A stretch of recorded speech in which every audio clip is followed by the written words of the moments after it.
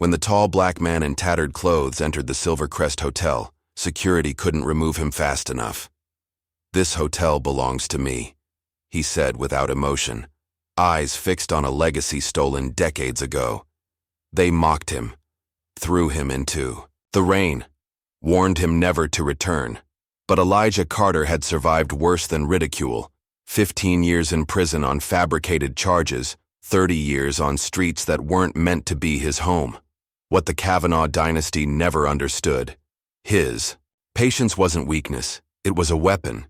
As their empire of fraud and racial theft unravels, one truth becomes undeniable. The man they erased from history has returned to write its final chapter. Just before we get back to it, I'd love to know where you're watching from today, and if you're enjoying these stories, make sure you're subscribed, because tomorrow's special episode is one you definitely don't want to miss. Rain pounded against the tall windows of the Silver Crest Hotel, the torrential downpour matching the fury of the wind that howled through the city streets. Lightning flashed, momentarily illuminating the luxurious lobby where well-dressed guests mingled, sipping champagne and enjoying the warmth that money could buy. The massive oak doors swung open suddenly, letting in a gust of wind and rain. The cheerful chatter stopped as heads turned toward the entrance. Standing there, dripping wet and looking drastically out of place, was a tall black man with tattered clothes. His face was weathered by years on the street, but his eyes, those eyes were something else entirely.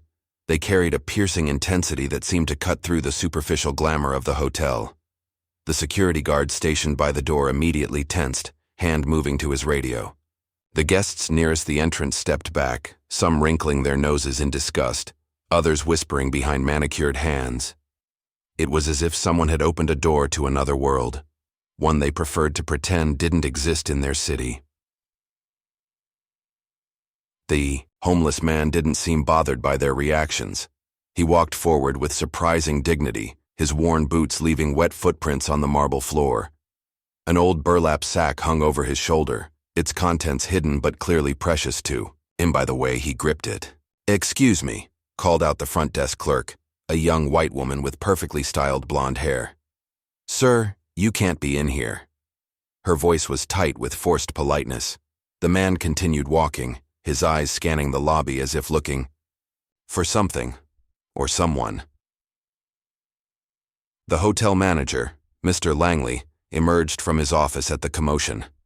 He was in his 50s, with silver-streaked dark hair and the perpetual look of someone who considered himself better than most.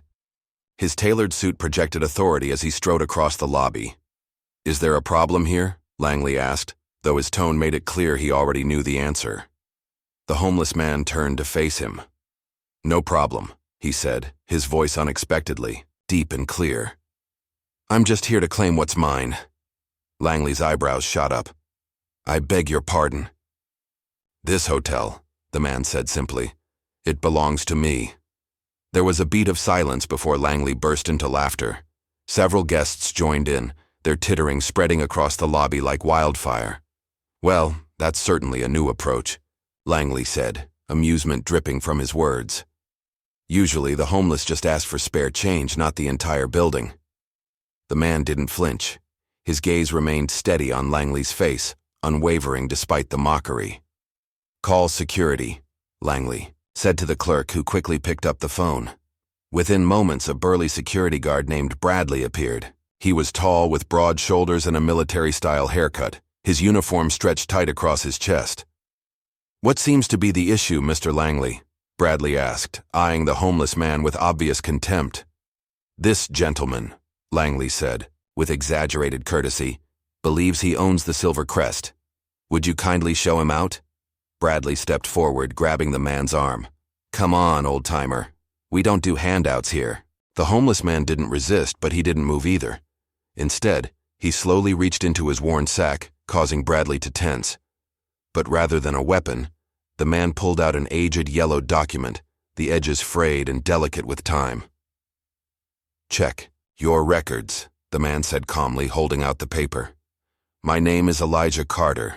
This hotel stands on land that belongs to me." Langley's smile turned cold as he snatched the document from Elijah's hand. He glanced at it briefly before letting out another laugh, louder than before. "You must be joking," he announced for everyone to hear. "A man like you could never own a place like this." He emphasized the word "you" with such disdain that his meaning was unmistakable. A black homeless man could never have a legitimate claim to such wealth. The guests murmured their agreement, some shaking their heads at the audacity of the claim. But among the staff watching from the sidelines, not everyone was convinced.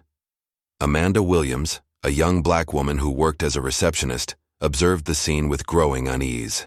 There was something about the old man's confidence that didn't match that of a typical scammer or mentally ill person seeking shelter. Bradley tightened his grip on Elijah's arm. "Let's go, buddy. Don't make this harder than it needs to be." As they began to drag him toward the exit, a young Latino staff member named Diego Martinez quickly pulled out his phone and snapped a photo of the document that Langley had tossed aside on the reception desk. He slipped the phone back into his pocket before anyone noticed. Elijah didn't struggle as Bradley and another security guard physically removed him from the premises. They pushed him out into the rain with enough force to send him stumbling down the steps. He fell to his knees on the wet pavement, his sack tumbling beside him. The guards stood watching from the doorway, making sure he wouldn't try to come back in. One of them laughed and said something to the other, both of them turning to head back inside. Elijah slowly got to his feet, gathering his sack and holding it close to his chest to protect it from the rain. He looked up at the magnificent building, water streaming down his face. But there was no defeat in his expression, only certainty and perhaps a touch of pity for those inside. Before walking away, he locked eyes with Langley, who stood smugly in the doorway. "You laughed," Elijah said, his voice carrying despite the rain. "You won't be laughing for long." Langley rolled his eyes and turned away, closing the door on the homeless man and the storm. Inside, the hotel quickly returned to normal. Glasses clinked, laughter resumed, and the brief interruption was dismissed as nothing more than an amusing anecdote to share later. That night, long after his shift had ended, Diego sat in his small apartment, his face illuminated by the glow of his phone screen. He zoomed in on the photo of the document he'd taken earlier. As he read the faded text, his expression changed from curiosity to shock. With trembling fingers, he sent a text message to Amanda. "You won't believe this." Amanda's phone buzzed as she was getting ready for bed. Diego wasn't someone who texted her often, and certainly not at this hour. She opened the message, frowning at the cryptic words. Before she could reply, another message came through. A photograph of the document the homeless man had presented. It was barely legible in the phone image, but she could make out what appeared to be a land deed from decades ago. And there it was. The name Elijah Carter, alongside another name she couldn't quite make out. "Is this real?" she texted back. "I think so," Diego replied. "Going to dig deeper tomorrow." Amanda stared at her phone for a long moment. Something about the old man's demeanor had struck her. The dignity, the certainty, not the behavior of someone making false claims. "Be careful," she texted. "See you tomorrow." She slept poorly that night, dreams filled with piercing eyes and rain-soaked documents. The next evening, Amanda stayed late after her shift ended. Most of the staff had gone home, leaving the vast hotel eerily quiet except for the night crew. She made her way to the small office where they kept older records, files that hadn't yet been digitized. The room was dusty and cramped, with filing cabinets lining the walls and boxes stacked in corners. Amanda wasn't sure exactly what she was looking for, but she knew she had to start somewhere. She began with property records from the 1970s, when the hotel was first built. Hours passed as she dug through yellowed papers and faded photographs. Her back ached from hunching over files, but then she found something. A newspaper article from 1975 announcing the development of a luxury hotel. It mentioned two business partners, Bennett Cavanaugh and Elijah Carter, described as a rising entrepreneur. Amanda sat back in her chair, heart pounding. The homeless man hadn't been lying, at least not entirely. Elijah Carter had been connected to the hotel's beginnings. Digging further, Amanda found more mentions of Carter in documents from the mid-70s, but then, mysteriously, his name disappeared from the records around 1987. From that point on, Only Bennett Cavanaugh was listed as the owner, and later, his son Jonathan, who currently ran the hotel. Amanda was so engrossed in her search that she nearly jumped out of her skin when her phone buzzed. It was another text from Diego. "Someone's following me. I have more pictures. We'll try to send..." The message cut off abruptly. Amanda texted back immediately. "Diego? Are you okay?" No response.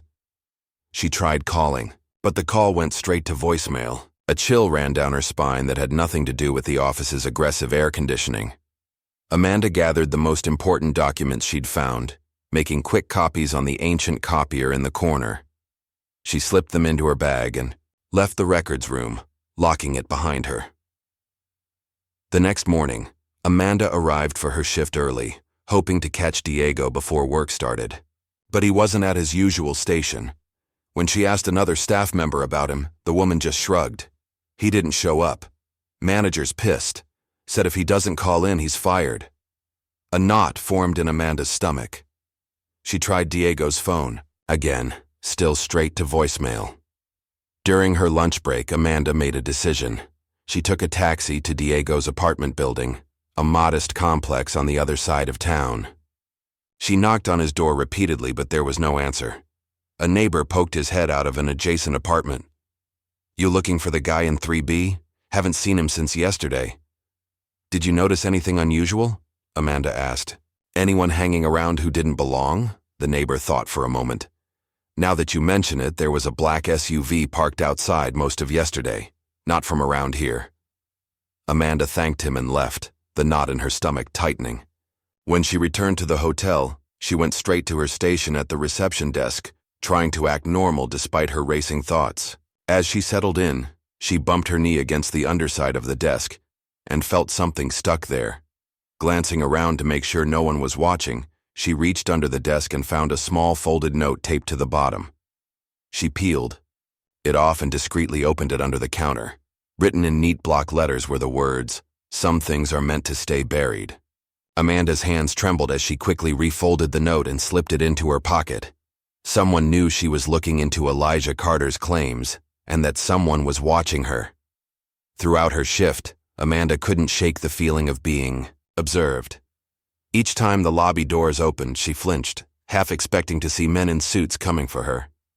But her day passed uneventfully, at least on the surface. That evening, Amanda made a decision. The hotel had a rarely used attic where the oldest records were stored, files deemed too unimportant to keep accessible but too significant to throw away. If there was any evidence of what had happened between Elijah Carter and Bennett Cavanaugh, it would be there.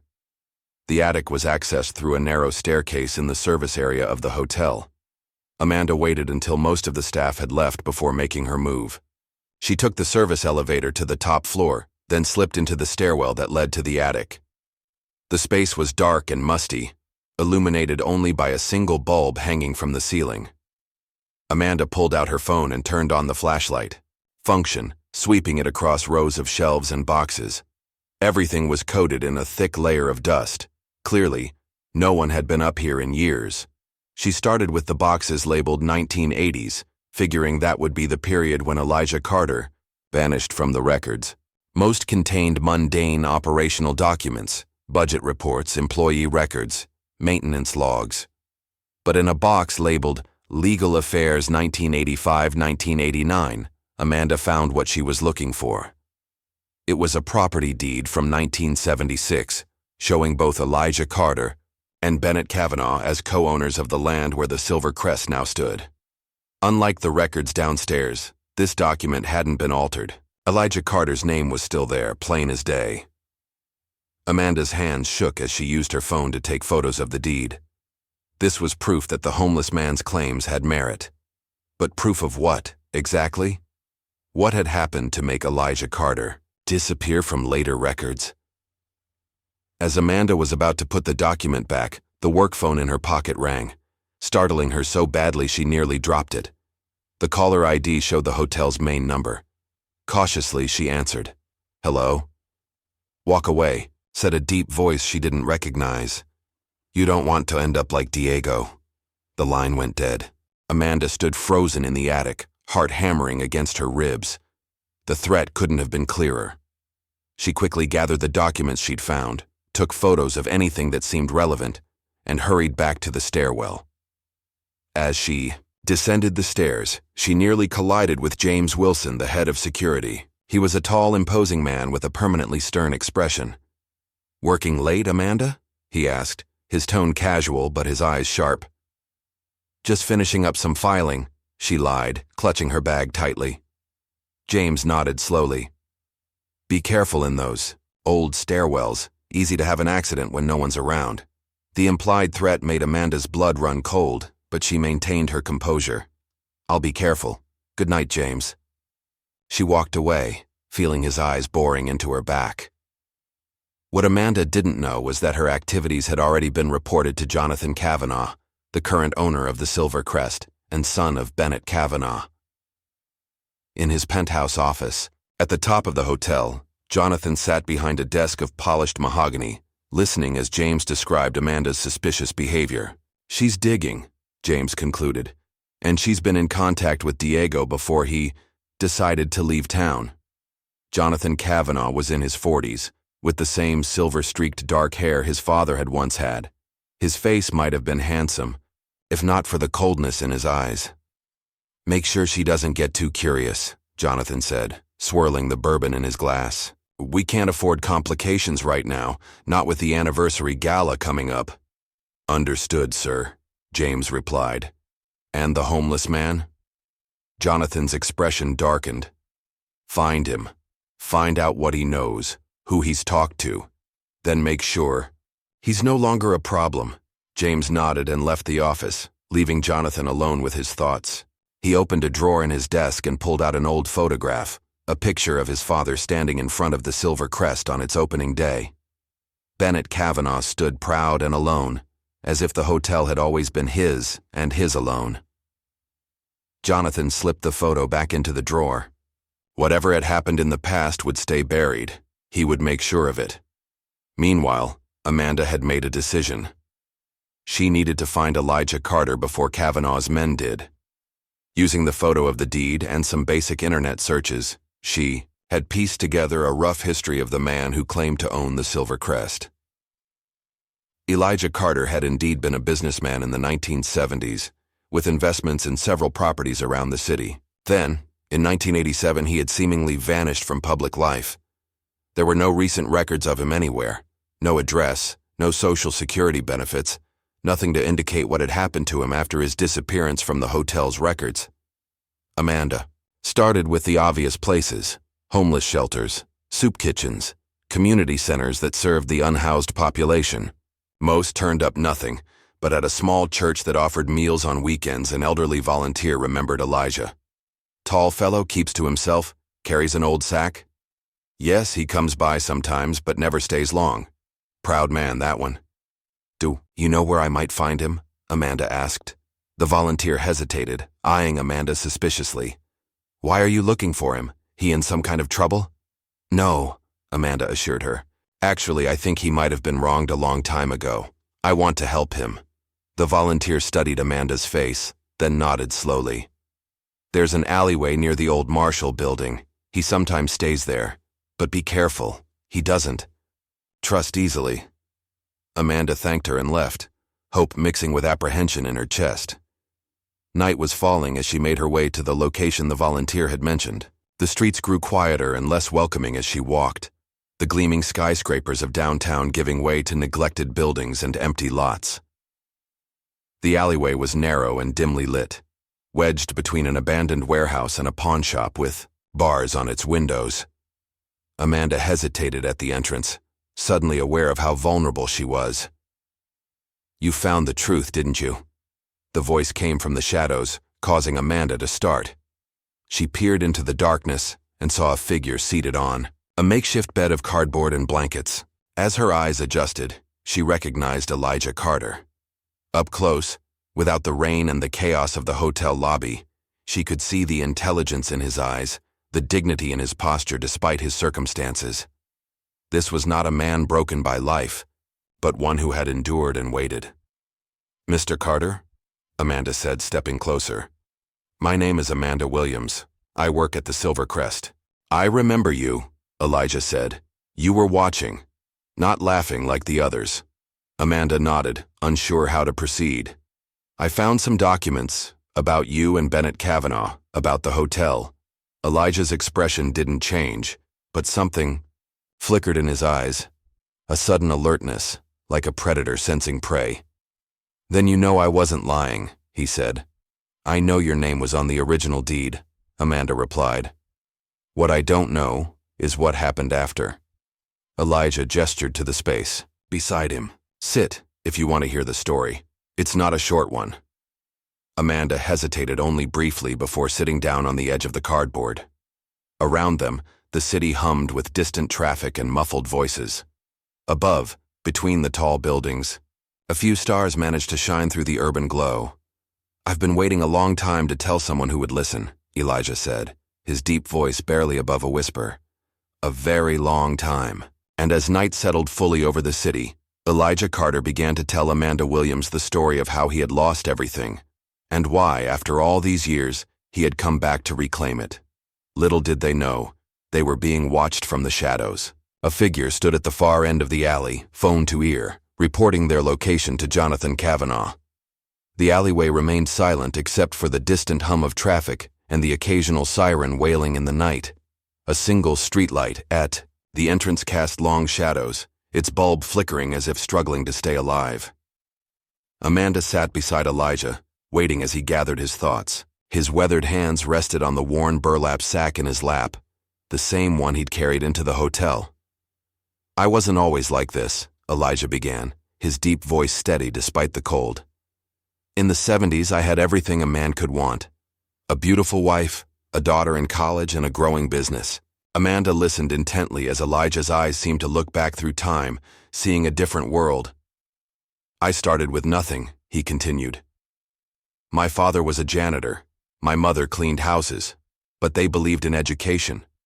I worked my way through college, started investing in real estate when banks wouldn't give most black folks the time of day. He shifted, sitting up straighter as pride momentarily replaced the weariness in his expression. By 1975, I had enough capital to partner with Bennett Cavanaugh on a major project, the Silver Crest Hotel. Bennett had the connections, I had the vision, and additional funding. We were going to create the finest hotel in the city. So what happened? Amanda asked softly. Elijah's face darkened. Bennett couldn't stand that I was his equal. He wanted a silent partner who'd stay in the background, not a black man with his name on the deed and his face at the groundbreaking ceremonies. A bitter smile crossed Elijah's face. But I wasn't going to hide. This was my achievement too. I earned it. He paused, taking a deep breath before continuing. In 1987, Bennett made his move. He fabricated financial records, making it look like I'd been embezzling from our company accounts. The police showed up at my house in the middle of the night. They dragged me out in handcuffs while my wife watched. Amanda's hand went to her mouth. That's horrible. The justice system wasn't kind to black men then. Still isn't. Elijah's voice remained even, but his knuckles whitened as he gripped his sack. My assets were frozen. The high-priced lawyer I hired turned out to be Bennett's golf buddy. The jury saw exactly what they expected to see. A guilty black man reaching above his station. Elijah fell silent for a moment, his eyes focused on something far away. I got 15 years. My wife couldn't handle the shame.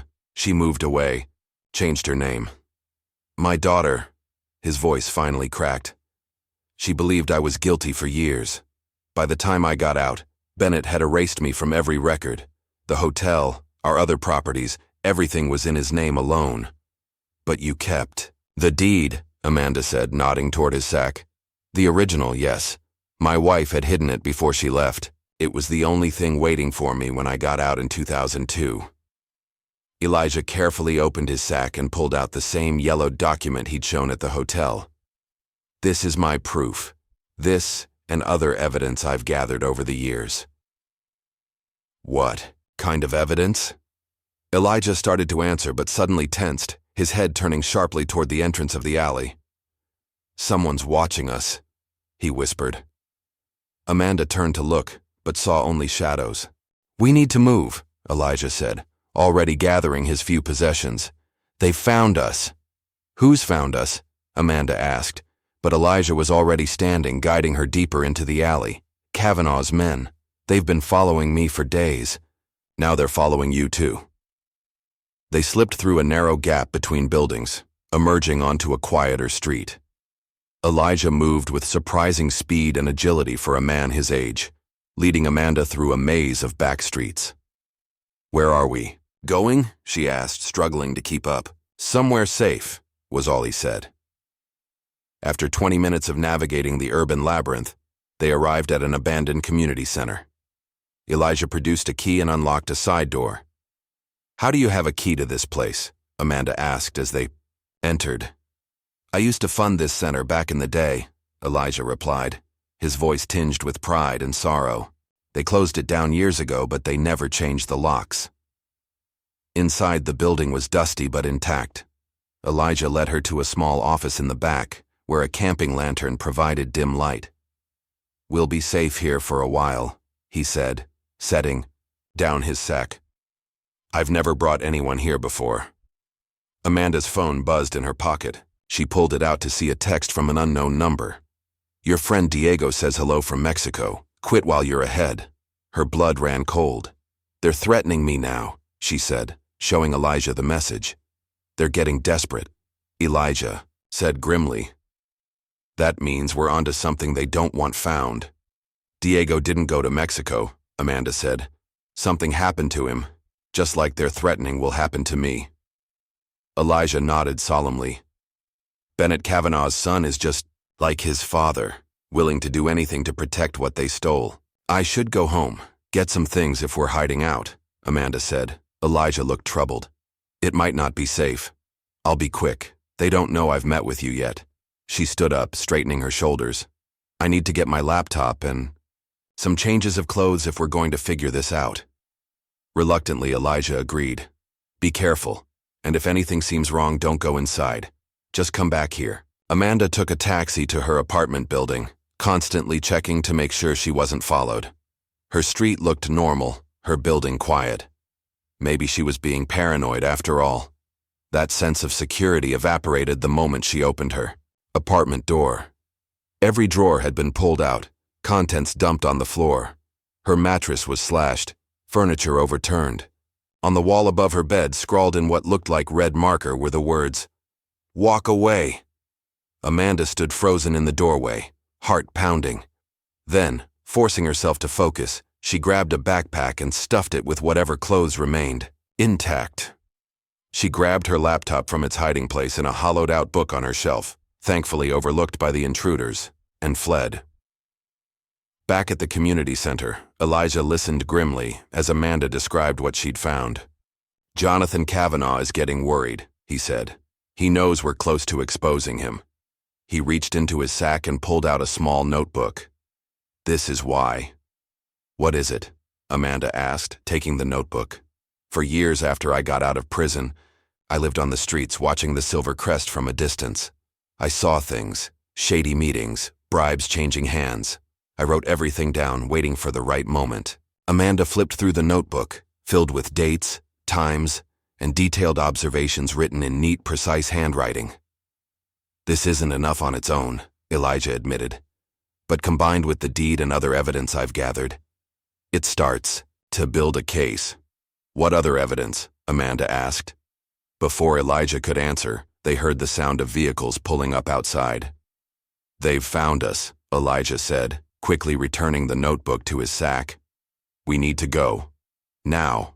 They slipped out the back door just as flashlight beams swept through the front windows.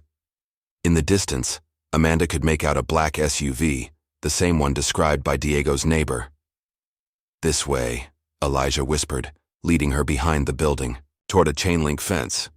As they reached the fence, a car engine roared to life nearby. Headlights swept across them as a sedan accelerated in their direction. "Run!" Elijah shouted, pushing Amanda toward the fence. She scrambled over it, Elijah right behind her despite his age. The car screeched to a halt at the fence, and two men jumped out shouting at them to stop. Elijah led Amanda to a maze of shipping containers behind a nearby warehouse. As they ducked between the metal giants, Elijah suddenly veered left, approaching a parked car. "What are you doing?" Amanda hissed. Without answering, Elijah ducked under the car and did something she couldn't see. When he emerged, he was holding several disconnected wires. "They won't be using this one to follow us," he said with grim satisfaction. "Come on." They continued running until they reached a busy street, where Elijah hailed a cab. As they pulled away, Amanda saw the men who had been chasing them emerge from the shipping containers, looking furious. "How did you know to disable that car?" Amanda asked once they were safely moving through traffic. "I was a mechanic in prison," Elijah said simply. "Learned a few things." The cab dropped them at a small motel on the outskirts of town. Elijah paid cash for a room, and they settled in for the night, both too wired to sleep. "There's something else," Elijah said after a long silence. "Something that could bring down Jonathan Cavanaugh for good." Amanda leaned forward. "What is it?" "Bennett. Cavanaugh kept a ledger, a secret accounting book detailing every corrupt deal, every stolen asset." Elijah's eyes gleamed in the dim motel room light. "Including proof that he framed me." "You have this ledger?" Amanda asked. Elijah shook his head. "Not yet, but I know where it is. Hidden in a safe in Bennett's old office, now Jonathan's private study at the hotel." "How do you know about it?" "Bennett's assistant told me years ago after Bennett died. She'd seen it but was too afraid to come forward." Elijah's expression grew solemn. "She died last year.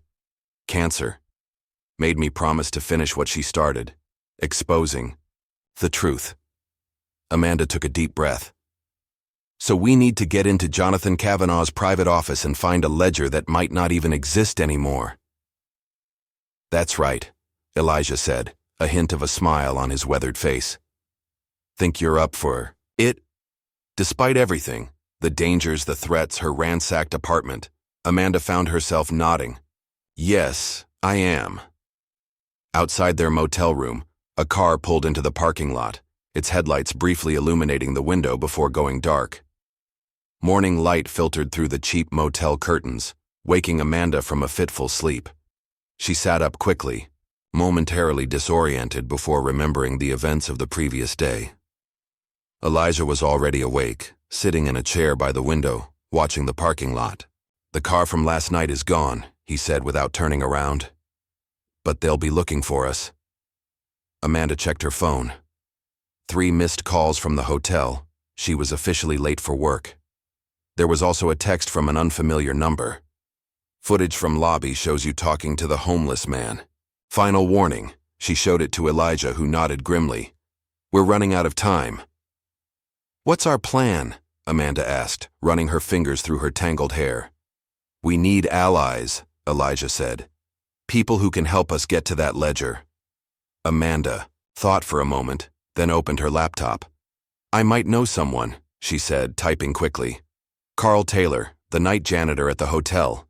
He's worked there for decades, since before the Cavanaughs took over completely." "Can he be trusted?"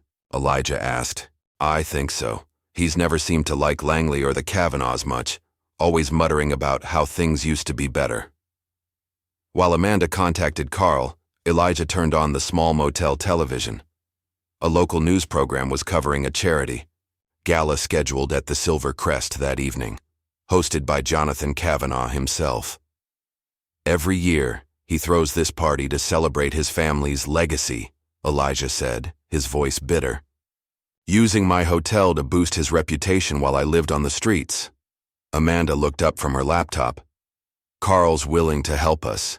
He says there's something we should see, records in the hotel basement that never made it to the regular archives."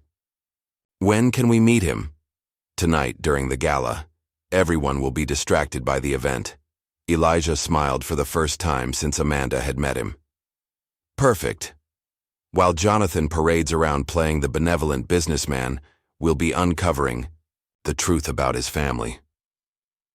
They spent the day preparing, with Amanda using her laptop to research the Cavanaugh family's history more thoroughly. What she found was troubling, a pattern of acquiring properties from minority owners throughout the city, often under suspicious circumstances.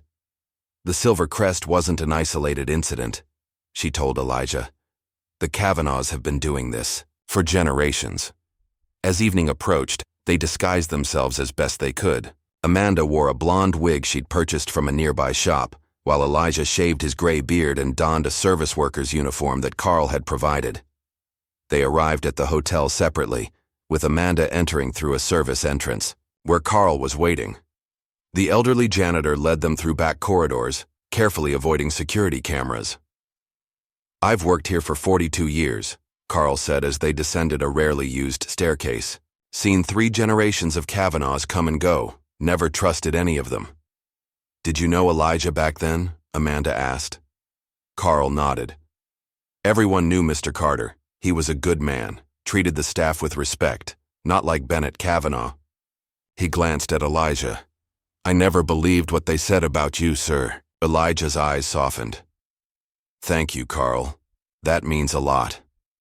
The basement of the Silver Crest was vast and labyrinthine, with sections that predated the hotel itself.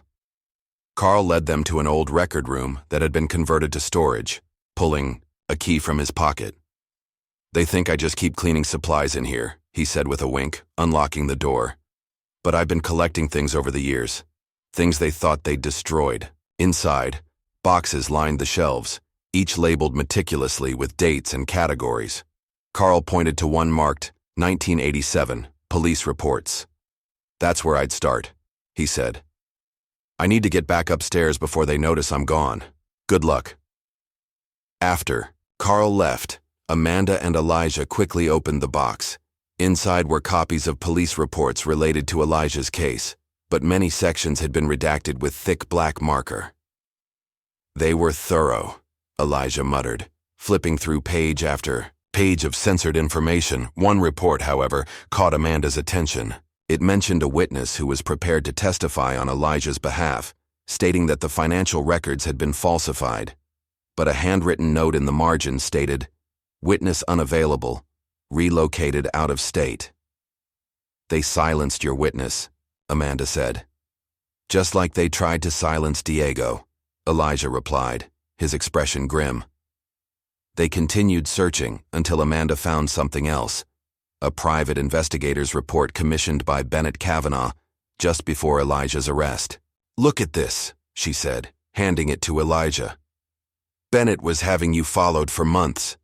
He was planning this all along." Elijah's hands trembled slightly as he read the report. "All these years, I thought maybe I'd missed something, some warning sign. But he was always planning to betray me." As they continued their search, the sound of music and laughter filtered down from above. The gala was in full swing, with the city's elite gathering to celebrate the Cavanaugh family legacy. Suddenly, the door opened. Amanda and Elijah froze, expecting Carl, but instead, Langley stood in the doorway, his face contorted with rage. "I knew something was going on," he snarled, reaching for his radio. "Security, I need—" Before he could finish, Carl appeared behind him, swinging a mop handle that connected with the back of Langley's head. The manager crumpled to the floor, unconscious. "Sorry I'm late," Carl said, breathing heavily. "Saw him heading this way on the security monitors." "We need to move fast," Elijah said, gathering the most important documents. "Langley will be missed soon." "What about the ledger?" Amanda asked. "It's our only chance of proving anything definitively," Elijah replied. "We need to get to Jonathan's office." Carl hesitated. "That's on the top floor, heavily secured. You'll never make it past the guards." "I might," Amanda said, an idea forming. "The gala is happening right now. Jonathan will be downstairs with the guests." "Too risky," Elijah argued. "Not if I go alone," Amanda insisted. "I still have my staff key card. If anyone stops me, I'll say I'm working late." After a heated debate, they agreed Amanda would try to access Jonathan's office while Elijah and Carl secured their exit route through the service area. Amanda made her way upstairs, heart pounding with each step. The sounds of the gala grew louder as she passed the grand ballroom, then faded again as she ascended to the executive level. As expected, the security desk outside Jonathan's office was empty. The guard had likely been reassigned to the gala. Amanda swiped her card, holding her breath until the light turned green and the door unlocked.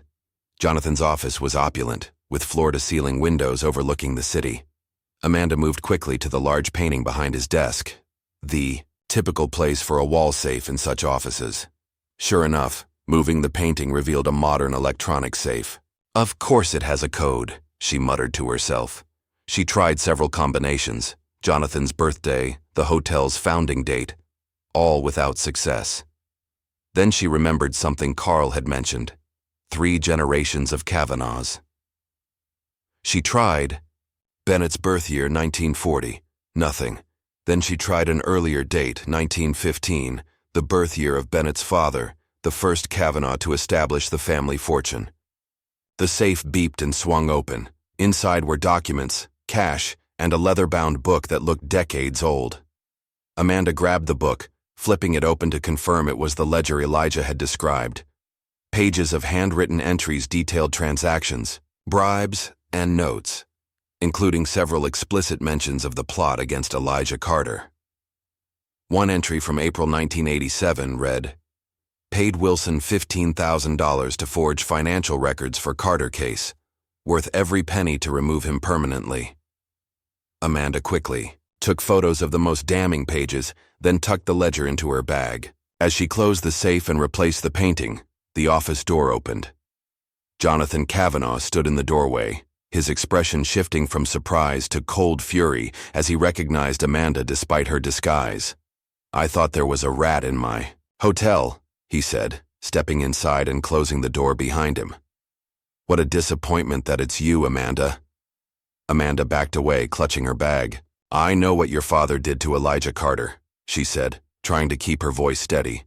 "And I know you've continued his legacy of theft and corruption." Jonathan smiled, a chilling expression that never reached his eyes. "And who's going to believe you? A hotel receptionist and a homeless man against the Cavanaugh family? This city was built by people like us." "You mean people who steal from others? Who ruin lives for profit?" Amanda's fear was giving way to anger. "The ledger tells the whole story." For the first time, Jonathan's confidence faltered. "What ledger?"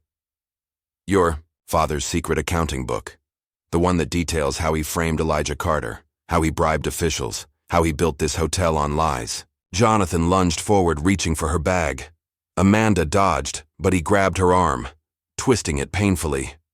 "Give it to me," he hissed. The office door burst open again, and Elijah stood in the doorway, with Carl right behind him. "Let her go." "Jonathan," Elijah commanded, his voice as powerful as it had been decades earlier when he was a respected businessman. Jonathan's grip tightened on Amanda's arm. "You ruined everything, old man. Coming back here, stirring up the past." "The past never left," Elijah said, stepping forward. "It's been waiting for justice." Amanda used Jonathan's momentary distraction to wrench free, stumbling away from him. "I have it all," she said, pulling out her phone. "And I've already sent copies of the ledger to a secure email." Jonathan's face contorted with rage. "Security," he shouted. "Security to my office now." "They're busy with an incident downstairs," Carl said with a sly smile. "Someone pulled the fire alarm. The gala is in chaos." Elijah moved to Amanda's side, facing Jonathan across the desk that had once been his partner's. "It's over, Jonathan. Your father stole my life, my reputation, my future. You won't get away with it, too." "You have nothing," Jonathan sneered, though his voice lacked conviction. "My lawyers will bury you." "Not this time," Amanda said, scrolling through her phone. "Look." She turned the screen toward Jonathan, showing a message from an unknown number. Diego's number. It read, "Safe," and talking to reporter Banks, sending him everything.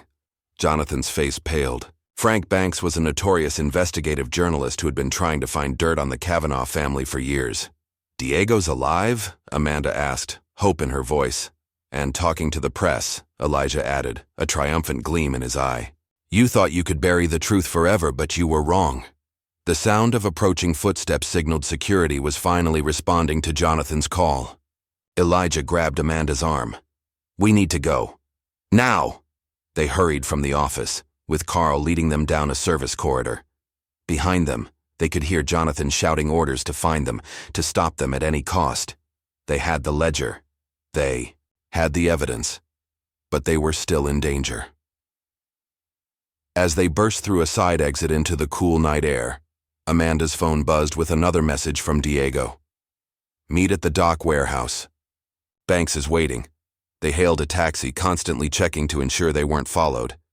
Amanda glanced at Elijah, seeing not a homeless man but a dignified businessman reclaiming his rightful legacy. "We did it," she whispered.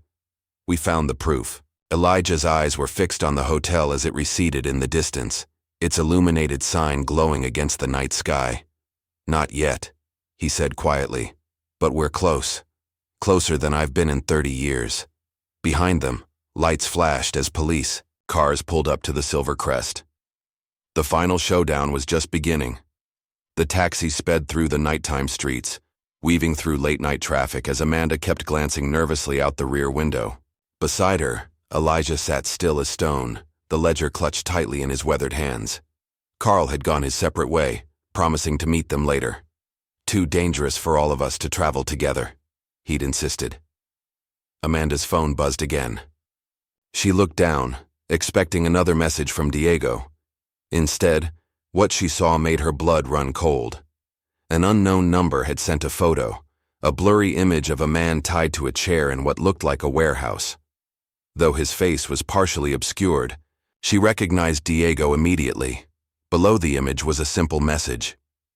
"He's still alive, but not for long."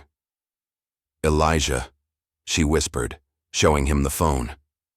His expression hardened as he studied the image. "It's a trap." "But what if they really have him?" Amanda pressed, fear evident in her voice. "We can't just abandon him." "That's exactly what they want," Elijah replied, his voice low and measured. "To lure us out where they can take the ledger and eliminate all witnesses." The taxi pulled up a few blocks from their intended destination, another precaution Elijah had insisted on.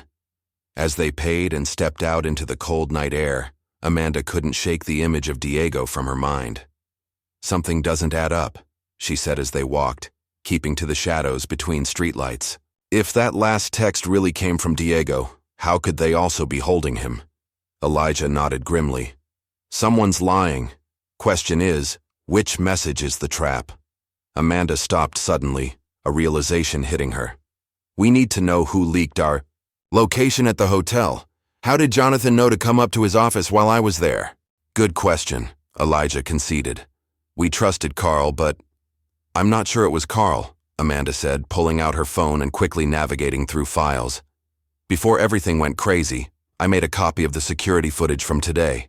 Let me check something." She opened a video file, fast-forwarding to the hours before the gala. In the silent footage, she could see herself speaking briefly with Elijah in a quiet corner of the lobby, then going their separate ways.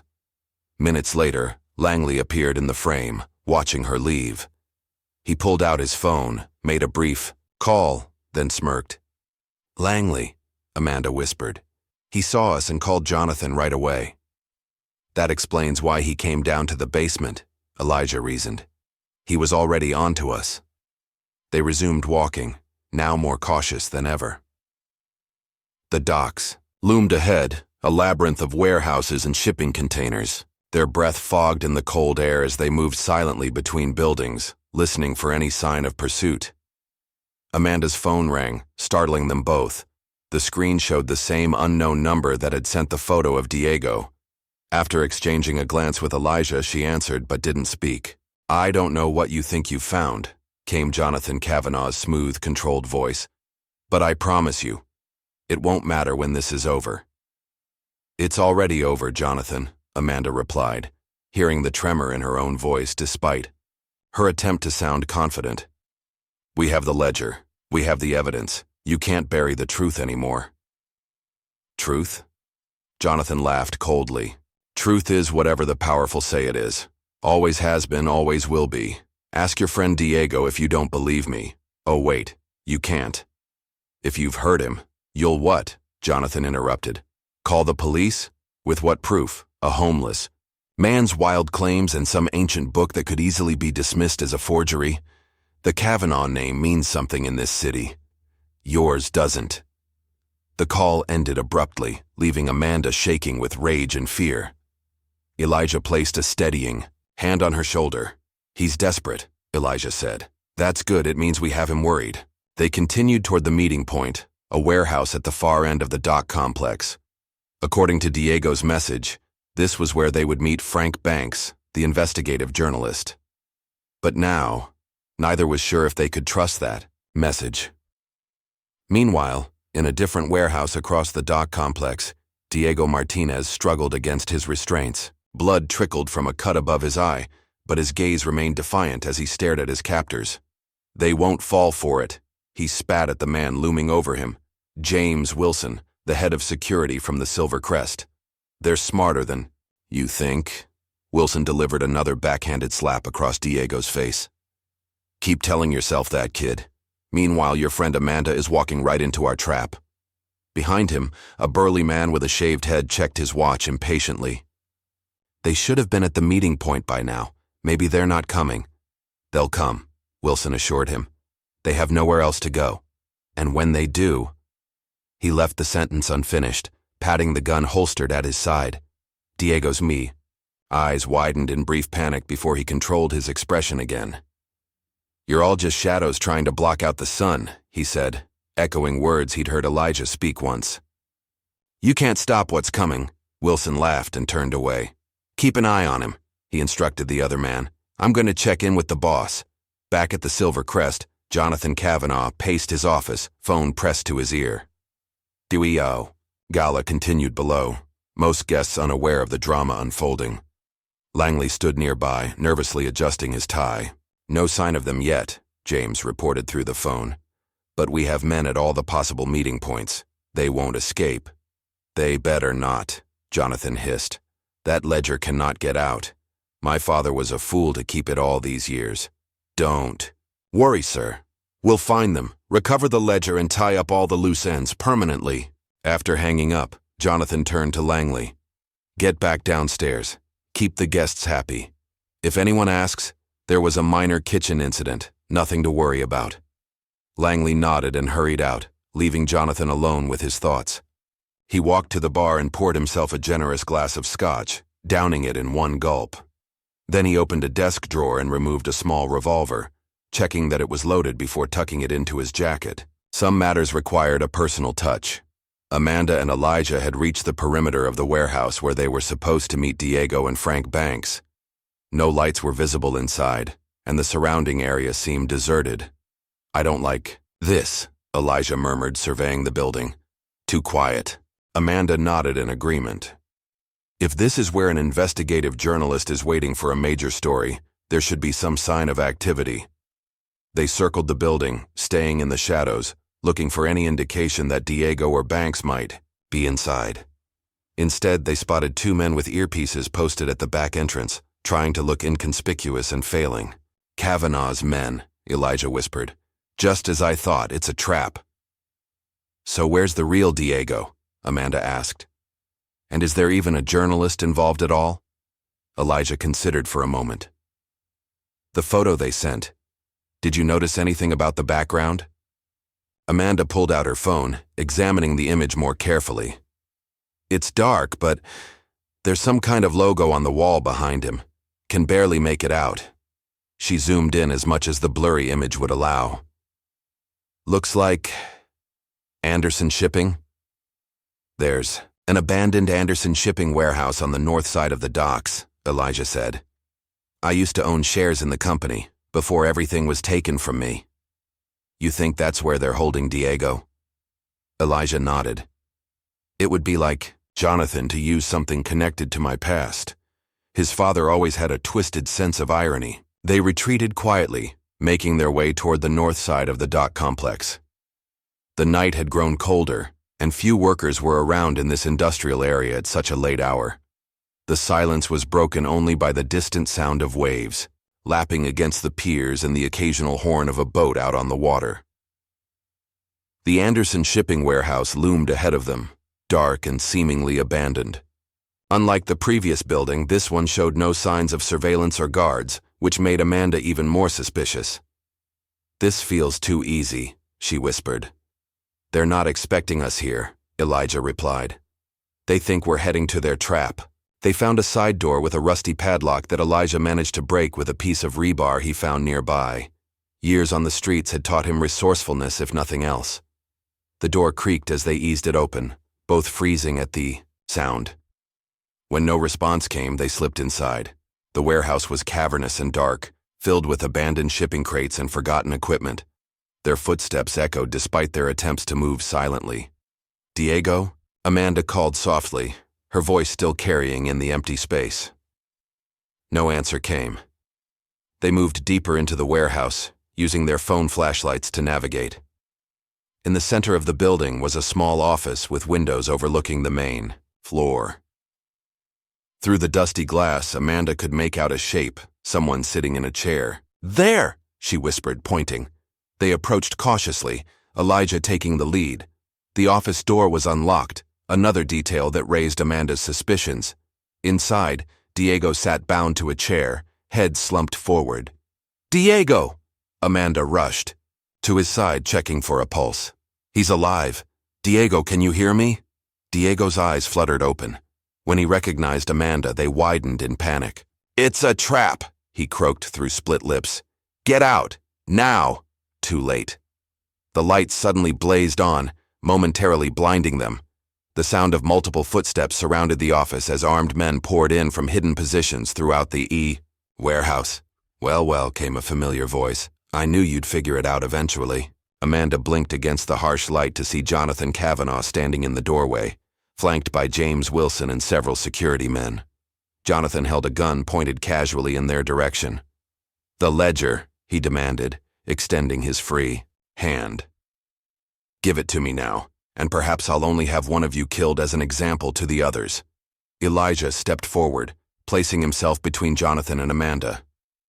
"You're just like your father," he said, his voice steady despite the danger. "Always underestimating me." Jonathan's smile faltered slightly. "The ledger, old man. Now." Elijah slowly reached into his coat, but instead of the ledger, he pulled out something else, a small digital voice recorder. He pressed play, and Jonathan's voice filled the small office. "Truth is whatever the powerful say it is. Always has been, always will be." "What is this?" Jonathan demanded, his composure slipping. "Insurance," Elijah replied. "Every conversation, every threat, all recorded, and already uploaded to multiple secure locations. It was a bluff. They'd only recorded the one phone call, but Jonathan couldn't know that. His face darkened with fury.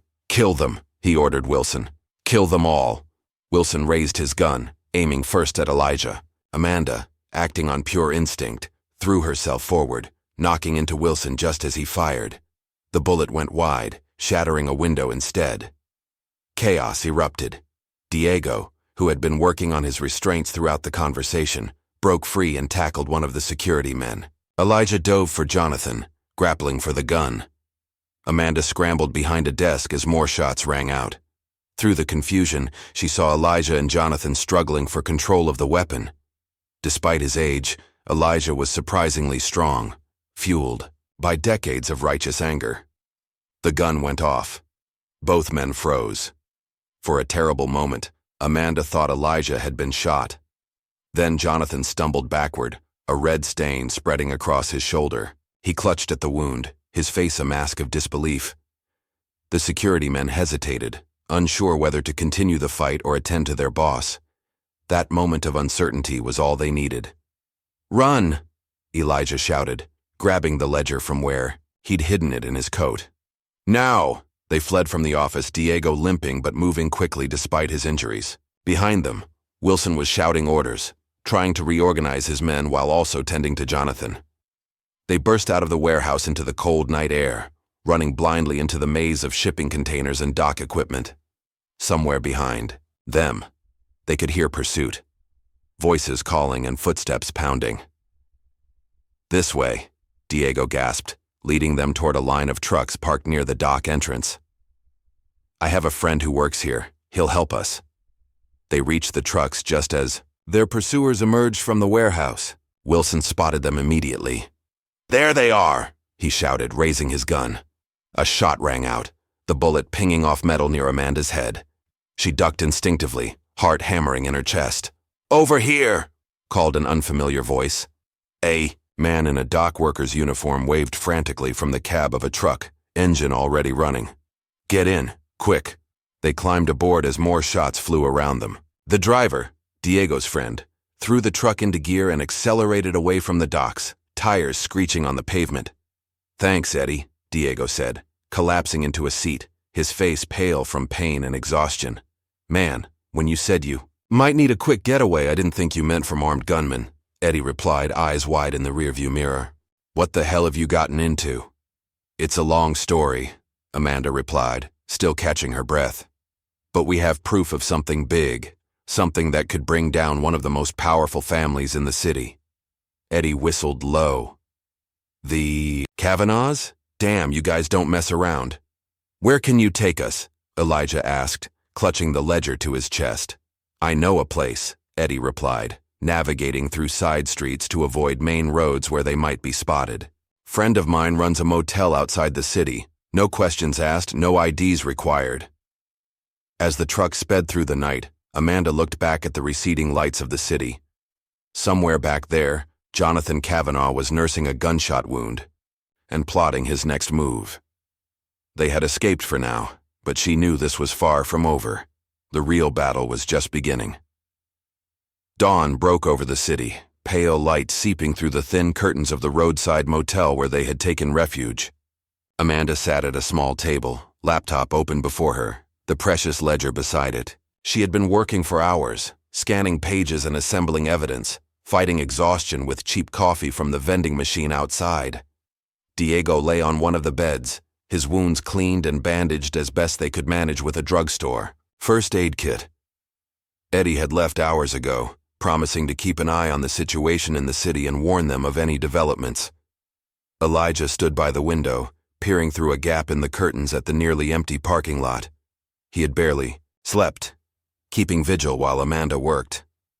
"How's it coming?" he asked, his voice rough with fatigue. "Almost done," Amanda replied, rubbing her tired eyes. "I've scanned all the key pages from the ledger and compiled them with the other evidence, the original deed, the police reports Carl found, everything." "And you're sure this Frank Banks is legitimate? Not another trap?" Amanda nodded. "I did some research. He's been investigating the Cavanaughs for years, trying to prove their corruption. He's won awards for exposing similar cases of corporate fraud and racial discrimination. I still don't understand how they intercepted our communications with him," Diego said, wincing as he sat up on the bed. "They must have hacked your phone when they had you," Amanda suggested. "Set up the fake meeting to ambush us while making us think we were meeting Banks." "So what now?" Elijah asked, moving away from the window to sit across from Amanda. "We can't trust any electronic communication." Amanda typed a few more keystrokes, then sat back with a small smile of satisfaction. "We don't have to. I just uploaded everything to a secure server and sent access instructions to every major news outlet in the city, including Frank Banks." "You what?" Diego exclaimed, sitting up too quickly and grimacing in pain. "It's the only way," Amanda explained. "If the information is everywhere, they can't suppress it. Too many people will have seen it." Elijah's weathered face broke into a slow smile, the first genuine one Amanda had seen from him. "Clever, very clever." "That's not all," Amanda continued, turning her laptop to show them a social media page. "I created accounts detailing everything that's happened, the history of the hotel, Bennett Cavanaugh's fraud, your imprisonment, all of it. It's already being shared hundreds of times." Diego checked his phone. "It's trending. Justice for Elijah is picking up steam." "The gala," Elijah said suddenly. "It's still going on today." Amanda nodded. "The main event is tonight. All the city's elite will be there. Politicians, business leaders, media." "The perfect stage," Elijah mused, a gleam in his eye. "You can't be serious," Diego protested. "Going back there would be suicide.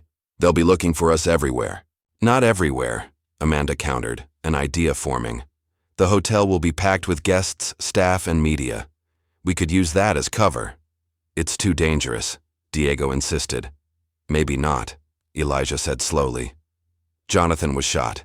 He'll need medical attention. That will distract him, and he can't alert the authorities without explaining how he got shot. And the evidence is already public, Amanda added. They can't stop it from spreading now.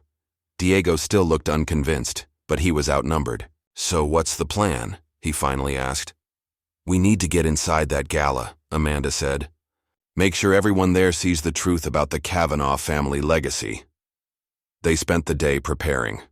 Amanda continued to monitor the online spread of their evidence, pleased to see it gaining traction.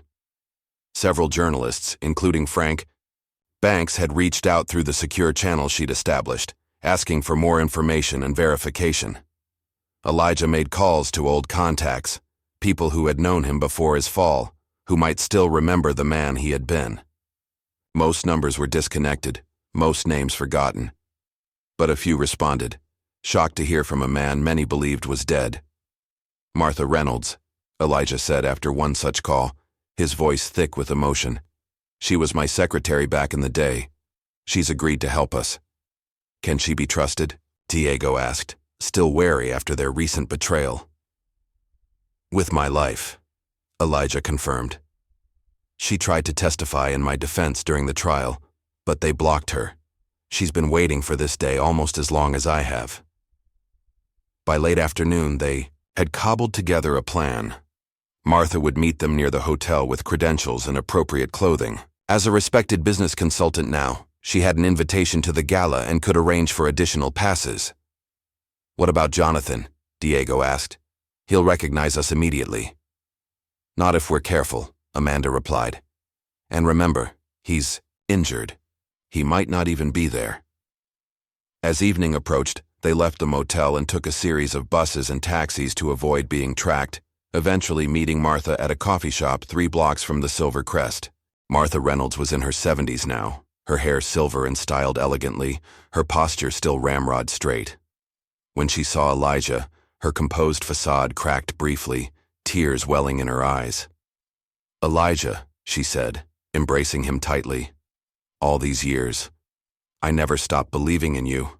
Thank you, Martha, Elijah replied, returning the embrace. For everything. Martha quickly regained her professional demeanor, handing them each a small envelope. Your credentials for tonight. Amanda, there's a dress in the back of my car that should fit you. Diego, a suit that I hope is your size. Elijah?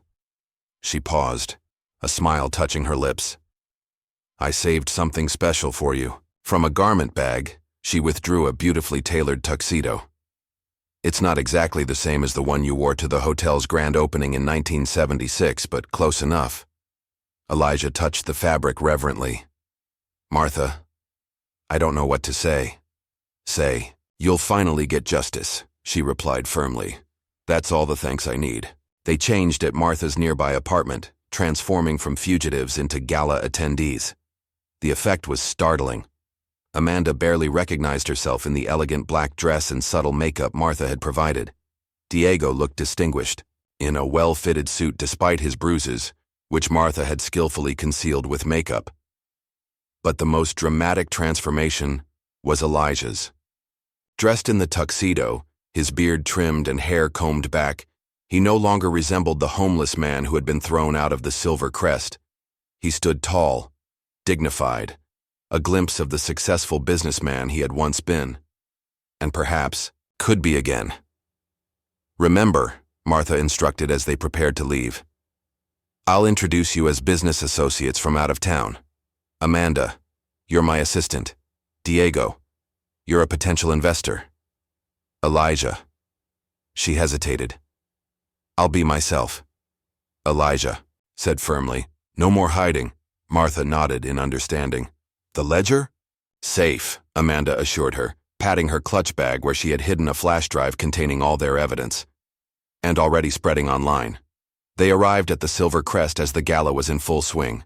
Limousines lined the circular drive, disgorging elegantly dressed guests who filed up the steps into the brightly lit lobby. Security was visible but discreet, checking invitations at the door. Martha led them confidently past the security check, her impeccable reputation earning them barely a second glance. Inside, the hotel had been transformed. Crystal chandeliers cast a warm glow over the crowd, while elaborate floral arrangements adorned every surface. A string quartet played softly in one corner, nearly drowned out by the murmur of conversation, and occasional bursts of laughter. No sign of Jonathan, Diego murmured, scanning the room as they accepted champagne from a passing waiter. He'll be here, Elijah predicted. He wouldn't miss his moment of glory, injured or not. They circulated cautiously through the crowd, Martha smoothly introducing them to various guests. No one recognized Elijah. Decades on the street had changed. His appearance enough that even old acquaintances saw only a distinguished older gentleman, not the man they had once known. Amanda kept one eye on her phone, monitoring the spread of their evidence online. "It's exploding," she whispered to Elijah. "Major news sites are picking it up. Larger Cavanaugh corruption is trending nationally now." As if on cue, several guests around them began checking their phones, their expressions changing from curiosity to shock as they encountered the growing scandal. Whispers spread through the ballroom, heads turning, fingers pointing discreetly at various Cavanaugh family portraits adorning the walls. Then a hush fell over the crowd, as Jonathan Cavanaugh himself appeared at the top of the grand staircase. He wore a perfectly tailored tuxedo, his arm in a sling, explained away no doubt as a minor accident. His face was pale but composed as he descended to join his guests. "Ladies and gentlemen," he announced, voice carrying across the now quiet ballroom. "Welcome to the annual Silver Crest Gala, celebrating my family's legacy of excellence and service to this community." Polite applause followed, though Amanda noticed it was less enthusiastic than might have been expected. More guests were checking their phones, their expressions growing troubled. "For 3 generations," Jonathan continued, "the Cavanaugh family has prided itself on integrity and vision. This hotel stands as a testament to that legacy. A legacy of theft and racial discrimination," a voice interrupted. Not Elijah's or Amanda's, but Frank Banks's, the investigative journalist. He stood near the bar, digital tablet in hand. "A legacy built on stolen dreams and falsified documents." Jonathan's smile froze. "Mr. Banks, always a pleasure. But perhaps we could save your creative interpretations for another time?" "This isn't interpretation," Banks countered, holding up his tablet. "It's documentation, your father's own records, detailing how he framed and imprisoned his black business partner to steal this hotel." A murmur rippled through the crowd. Jonathan's face darkened. "Security," he called sharply. "Please escort Mr. Banks out. He's clearly had too much to drink." 2 security guards moved toward Banks, but hesitated as several guests, including a state senator and the city's deputy mayor, stepped between them. "I'd like to hear what he has to say," the senator said, her voice carrying authority that made the guards pause. Jonathan's composure began to crack. "This is absurd. These are clearly falsified documents, probably created by competitors trying to damage my family's reputation." "They're real, Jonathan," the voice came from behind him. Jonathan whirled to find Elijah standing there, no longer hiding in the shadows but standing proudly in the center of the ballroom. A collective gasp went up as several of the older guests recognized him. "Elijah Carter," someone whispered, the name spreading through the crowd like wildfire. "Impossible," Jonathan sputtered. "You're the rightful co-owner of this hotel," Elijah finished for him. "The man your father framed, imprisoned, and tried to erase from history." The ballroom erupted in confused conversation. Jonathan tried to regain control, raising his voice over the din. "This man is a delusional vagrant who has been harassing my staff for days. Security, remove him immediately." The security guards moved forward, but again hesitated as Frank Banks called out, "Before you do that, you might want to check your phones. The full story is breaking on every news outlet in the city." All around the ballroom, phones were lighting up with notifications. Guests who had been uncertain now looked at Jonathan with growing suspicion and, in some cases, disgust. "The ledger doesn't lie, Jonathan," Elijah said, stepping closer. "Your father wrote it all down. Every bribe, every falsified document, every step of his plan to steal what we built together." Jonathan's face contorted with fury. You think anyone will believe you? A homeless black man against the Cavanaugh family? This city belongs to people like us. The words spoken in anger only confirmed what the evidence suggested. More guests began to edge away from Jonathan, distancing themselves from the growing scandal. Amanda stepped forward, joining Elijah. It's over, Jonathan. The truth is out. As if to confirm her words, the ballroom doors burst open.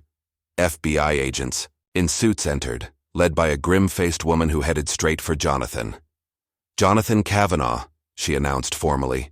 I'm Special Agent Harrison. We have a warrant for your arrest on charges of conspiracy, fraud, obstruction of justice, and attempted murder. This is outrageous, Jonathan spluttered. I demand to speak to my lawyer. You'll have that opportunity, Agent Harrison assured him coolly. After we process you. As the agents led Jonathan away, the gala dissolved into chaos. Media who had been covering the event now rushed to capture the arrest. Guests either fled, not wanting to be associated with the scandal, or clustered in groups, eagerly discussing the dramatic turn of events. Amanda found herself standing beside Elijah, watching the scene unfold. How does it feel? She asked quietly. Elijah's eyes were fixed on the Cavanaugh family portrait hanging above the main staircase. Like waking up from a very long nightmare, he replied. But it's not over yet. He was right. This was just the beginning. The arrest would make headlines, but the legal battle to reclaim what was rightfully his would be long and complex. Still, for the first time in decades, Elijah Carter stood in the hotel he had helped create, not as an intruder, but as its rightful owner. Outside the Silver Crest, a crowd had gathered as news of the scandal spread. People held up phones showing images of the original deed with Elijah's name, clips from news reports about the corrupt Cavanaugh empire, and signs hastily made demanding justice. As Jonathan was led to a waiting FBI vehicle, the crowd parted to reveal a surprising sight. Dozens of elderly black residents from the city, some in wheelchairs, some leaning on canes. They stood in silent testimony, many holding old photographs of businesses they had once owned in the same neighborhood as the Silver Crest. They came, Martha said, appearing at Elijah's side. I called them this afternoon. Survivors, like you. People who lost everything to the Cavanaughs and others like them. Elijah's stoic composure finally broke as he looked at the faces of those who, like him, had endured decades of injustice. Tears tracked silently down his weathered cheeks. In that moment, standing framed in the doorway of the Silver Crest, Elijah Carter became more than just a man reclaiming his property. He became a symbol of resistance against decades of systematic theft and discrimination, a living embodiment of the truth that had been buried for too long. The dynasty built on lies was finally beginning to crumble. The hours following Jonathan Cavanaugh's arrest were a blur of flashing cameras, shouted questions, and hastily arranged interviews.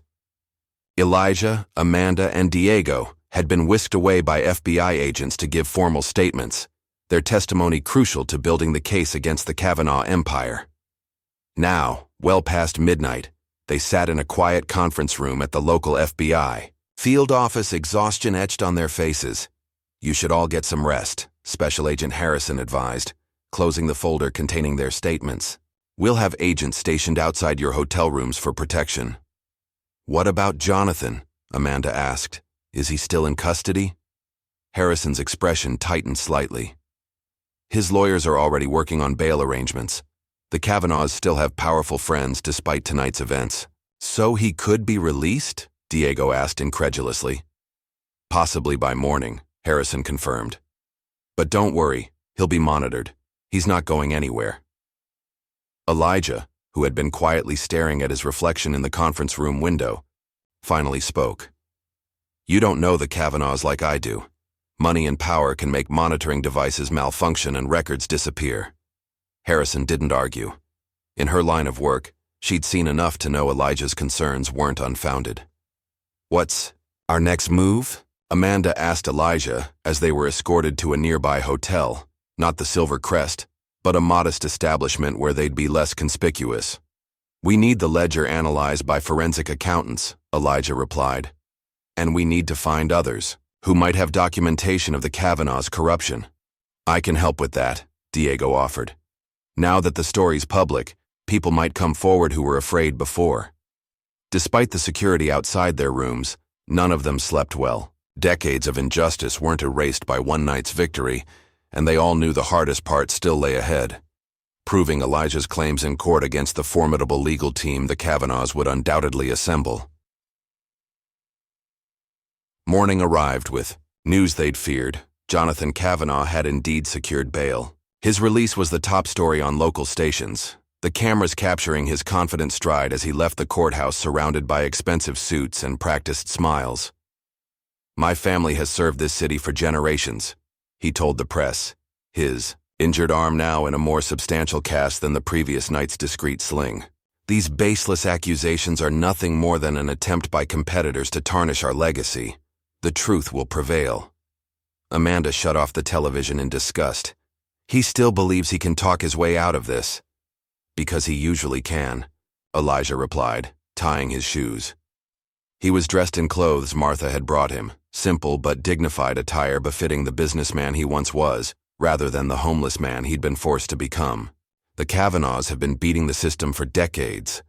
"But not this time," Diego insisted. "We have the ledger, the documents, witnesses. He can't escape all of that." Elijah's phone rang.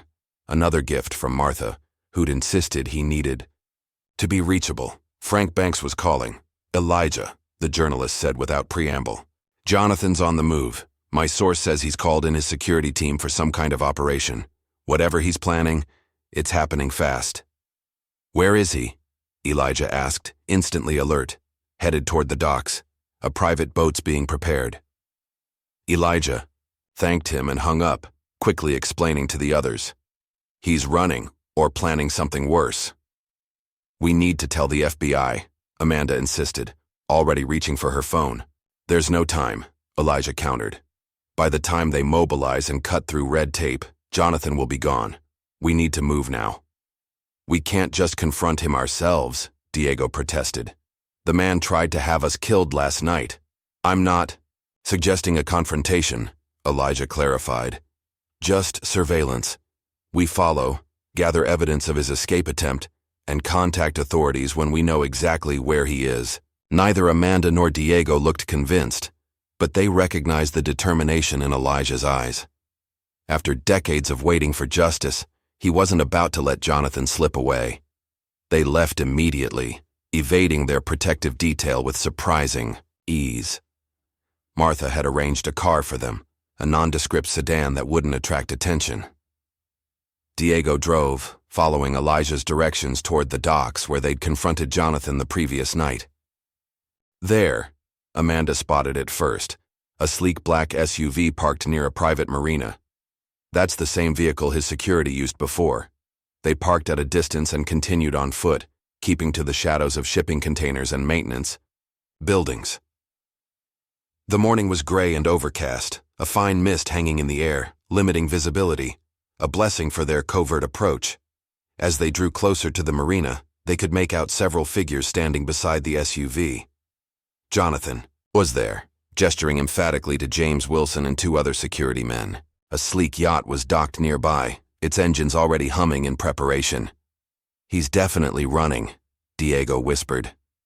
"We should call Agent Harrison now." Amanda was already dialing, but then something caught Elijah's attention. A second vehicle, pulling up, a white van with tinted windows. "Wait," he said, placing his hand over Amanda's phone. "Something else is happening." The van's side door slid open, and two burly men emerged, dragging a third figure between them. A man with a hood over his head, hands bound behind his back. "Oh my God," Amanda gasped. "They've got someone." Elijah's blood ran cold as he recognized the jacket the captive was wearing. It was Carl, the night janitor who had helped them. "They must have grabbed him after we separated," Diego said, his voice tight with anger. "He knows too much." "They're going to kill him," Elijah said with certainty. "Take him out on that boat and make sure he never testifies," Amanda finished, her call to Harrison, but her expression was grim as she hung up. "They're sending people, but it'll take at least 15 minutes for them to get here." "Carl doesn't have 15 minutes," Elijah said, his jaw set with determination. What are you suggesting? Diego asked, though he already knew the answer. A distraction, Elijah replied. Something to delay them until the FBI arrives. That's suicide, Amanda protested. There are at least 5 of them, all armed. I'm not planning to fight them, Elijah assured her. Just keep their attention while you two circle around and get Carl out of there. Before they could protest further, Elijah was moving, skirting around the edge of the dock to approach from a different angle than the one they'd been watching from. Amanda and Diego exchanged frustrated glances before beginning their own circuitous route toward the van. Near the yacht, Jonathan was checking his watch impatiently. Let's move, he ordered. Get him on board and let's go. I want to be in international waters by noon. Wilson and his men began marching the hooded Carl toward the gangplank, while Jonathan made a final call on his phone. It's done, he said to whoever was on the other end. The old man and his friends won't be a problem after today. Make sure those records are destroyed before going somewhere, Jonathan? The voice seemed to come from nowhere and everywhere at once, amplified by the dock's acoustics. Jonathan spun around, searching for its source. Elijah stepped out from behind a stack of crates, about 30 yards away, far enough to be out of immediate reach, close enough to be heard clearly. You, Jonathan snarled. I should have known. You'd turn up like a bad penny. One last chance, Jonathan, Elijah called, his deep voice carrying across the dock. Let Carl go. Turn yourself in. Make this right. Jonathan laughed, a harsh sound devoid of humor. Make it right? You think a few nights in a luxury prison before my lawyers get me out is right, after what my father did to you? No, old man. If you want justice, come and take it. He nodded to Wilson, who drew his gun and aimed it at Elijah. I wouldn't do that, Elijah warned. Not with so many witnesses. What witnesses? Jonathan sneered, gesturing to the empty dock. The ones watching. This live stream. Elijah held up his phone, the camera facing Jonathan and his men. Everything you've said and done in the last 5 minutes is being broadcast live to thousands of viewers, including the FBI. It was a bluff. He hadn't actually started streaming. But Jonathan couldn't know that. His face contorted with rage as he stalked toward Elijah. Give me that phone, he demanded, reaching with his good arm. Elijah backed away, continuing to hold the phone up as if recording. Touch me, and you add assault to your growing list of charges. Jonathan halted, suddenly uncertain. Behind him, Wilson still had his gun trained on Elijah, waiting for orders. Shoot him, Jonathan finally said. We'll say he attacked us. Self-defense. Wilson hesitated. Sir, if he's really streaming, I said shoot him. A gunshot cracked through the misty, morning air. Everyone froze. But it wasn't Wilson who had fired. At the far end of the dock, Amanda stood with a flare gun pointed skyward, the emergency flare climbing high above them before bursting in a shower of bright red sparks visible for miles. In the momentary distraction, Diego had managed to reach the van and free Carl, cutting his restraints with a pocket knife and pulling off the hood. They now stood near the marina entrance, Carl disoriented but alive. Jonathan, realizing his plans were unraveling, made a desperate lunge at Elijah. Despite his age, Elijah sidestepped smoothly, causing Jonathan to stumble past him. It's over, Jonathan, Elijah said calmly. It's not over until I say it's over, Jonathan shouted, turning back to face Elijah. He pulled a small revolver from inside his jacket, the same one he'd taken from his desk the night before. Several things happened at once. Wilson shouted, Mr. Cavanaugh, don't!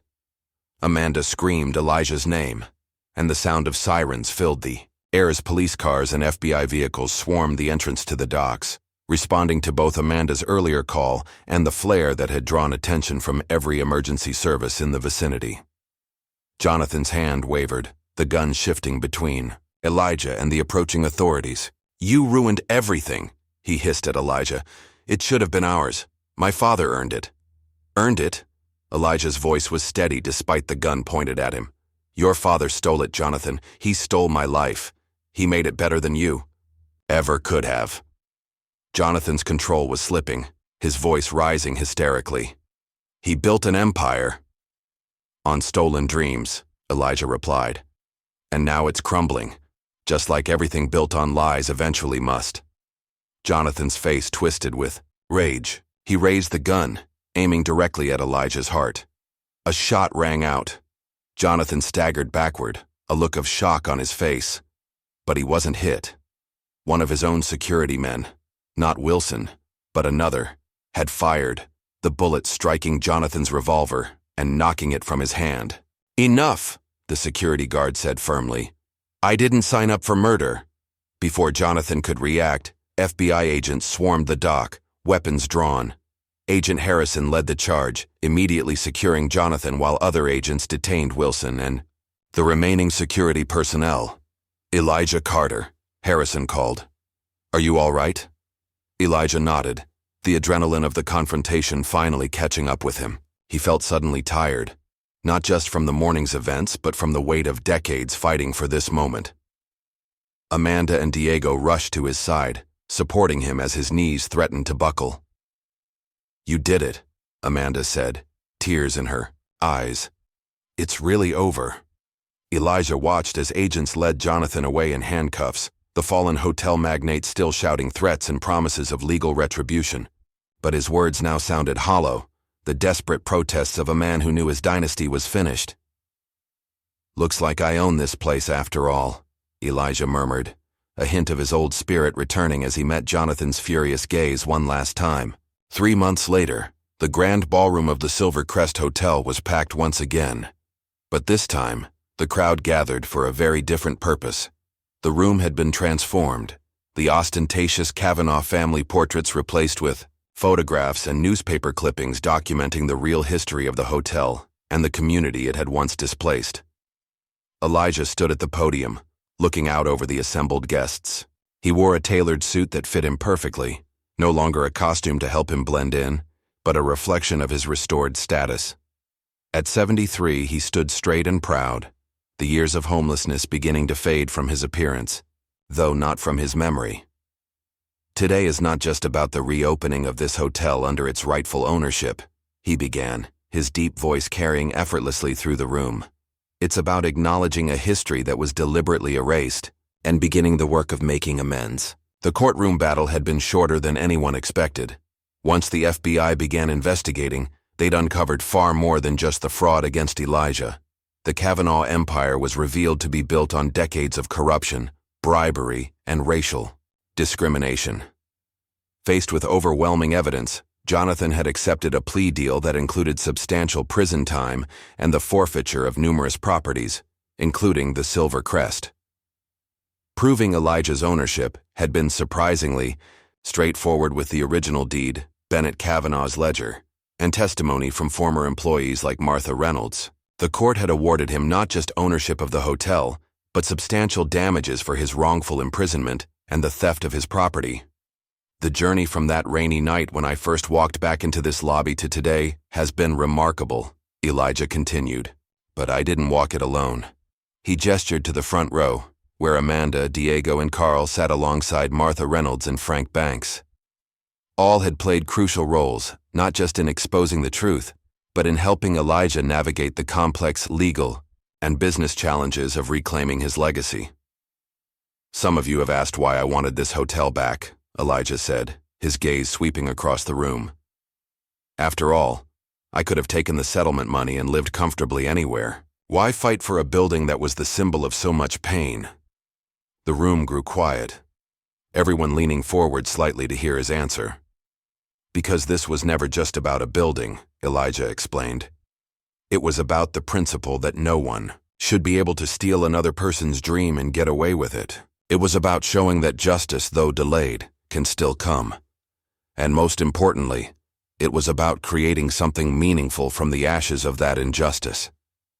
He gestured to the renovation plans displayed on easels around the ballroom, blueprints for the new Silver Crest that would include a museum documenting the history of Black entrepreneurship in the city, a community center offering business education and legal support for minority owners, and a foundation to help those wrongfully convicted rebuild their lives after prison. "The Cavanaughs saw this hotel as a monument to their wealth and power," Elijah said. "I see it as a platform for lifting others up, for telling stories that were silenced, and for creating opportunities that were denied to so many. In the weeks following Jonathan's arrest, others had come forward with similar stories of being forced out of businesses or homes by the Cavanaughs and other powerful families. Many had lost everything and never recovered. Elijah had reached out to each one, offering legal support from a team of attorneys who'd agreed to work pro bono on such cases. Today, we don't just celebrate one man getting his property back, Elijah continued. We celebrate the beginning of a movement to address historical wrongs and create a more equitable future. Among the crowd were faces both familiar and new. City officials who'd quickly distanced themselves from the Cavanaughs once the scandal broke. Community activists who'd been fighting similar battles for years. And most movingly, elderly black residents who remembered when Elijah Carter had been a rising star in the business world before his fall. One of them, a woman in her 80s who'd once owned a thriving restaurant near the hotel, called out from the audience, "We never believed what they said about you, Elijah. We knew the truth." Elijah's composure cracked slightly, emotion visible on his face before he collected himself. "Thank you, Margaret. Your faith means more than you know." Amanda, now formally employed as the hotel's community outreach director, watched Elijah with pride. The past 3 months had been intense as they'd worked to transform the hotel's operations, culture, and reputation. The staff had been retained, but retrained, with an emphasis on dignity and respect for all guests, regardless of appearance or background. Mr. Langley had been one of the few employees who didn't survive the transition. He'd been dismissed immediately, his condescending attitude towards staff and guests deemed incompatible with the new Silver Crest. He was currently facing his own legal troubles, having been implicated in some of Jonathan's schemes. As Elijah concluded his remarks, the crowd rose in a standing ovation. He stepped back from the podium, momentarily overwhelmed by the journey that had brought him here, from a cold sidewalk to the stage of the hotel he'd helped conceive nearly 5 decades earlier. The celebration continued well into the evening, with tours of the renovated spaces and presentations on the community programs that would soon launch. Throughout it all, Elijah moved through the crowd with grace, shaking hands and sharing stories, no longer invisible as he had been for so many years. Later, as the event wound down, Amanda found Elijah standing alone in the lobby, gazing up at the new sign that had replaced the old Silver Crest logo. The new design incorporated elements of African and African American art alongside modern architectural motifs, a visual representation of the blending of cultures and histories the hotel now celebrated. "Penny for your thoughts?" she asked, joining him. "Just thinking about all the nights I spent looking at this building from the outside," Elijah replied, wondering if I'd ever see justice.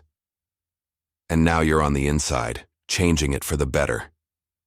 Elijah nodded thoughtfully. "There's still so much to do. The Cavanaughs weren't the only ones who built fortunes by pushing others down. But you've started something important," Amanda said. "People are paying attention now. Other companies are being scrutinized. Other historical wrongs are being examined. Thanks to you," Elijah said, turning to face her. "I wouldn't be here if you hadn't believed me that first night." Amanda smiled. "I just recognized the truth when I heard it. The rest was all you." After completing her MBA, which Elijah had insisted on paying for, Amanda had been offered prestigious positions at several major corporations. To everyone's surprise, she'd turned them all down to continue working with Elijah on transforming the Silver Crest into a center for community empowerment and historical reconciliation. Diego had taken a different path, accepting a journalism scholarship to document stories like Elijah's, cases where systemic racism had been weaponized through the legal system to strip Black Americans of their property and opportunities. His first series of articles had already won awards and sparked investigations in 3 states. Carl had retired from his janitor position, but remained connected to the hotel as a community elder and unofficial historian, his decades of quiet observation now valued as he helped piece together the true history of the property and its impact on the surrounding neighborhoods. "Do you regret anything?" Amanda asked Elijah as they watched the last guests departing. Elijah considered the question carefully before answering. "Only that it took this long," he finally said. "But now? Now they'll never forget," The following morning, Elijah arrived early at the hotel, before any staff or guests. He walked through the quiet lobby, ran his fingers along the reception desk, and then took the elevator to the top floor, to the office that had once belonged to Bennett and then Jonathan Cavanaugh. Now it was his. The space had been completely redesigned, the ostentatious furniture replaced with pieces that were elegant but understated. The walls, once covered with hunting trophies and family portraits, now displayed photographs of the neighborhood as it had been in the 1970s, when Elijah and Bennett had first purchased the land. Elijah sat behind the desk and opened a drawer, removing the original deed to the property, the same document he'd carried in his sack for decades, now professionally preserved and framed. He placed it on the wall where the Cavanaugh family portrait had once hung. Below it, he added a new plaque with a simple inscription: "Justice may be delayed, but it cannot be denied." This hotel stands as a testament to the power of truth and the importance of perseverance. As the morning sun streamed through the windows illuminating the words, Elijah Carter smiled. After 30 years of waiting, he was finally home. Some legacies are written in marble and gold, others in patience and unwavering truth. If you found Elijah Carter's journey compelling, like this video and subscribe for more stories of redemption, justice, and untold histories.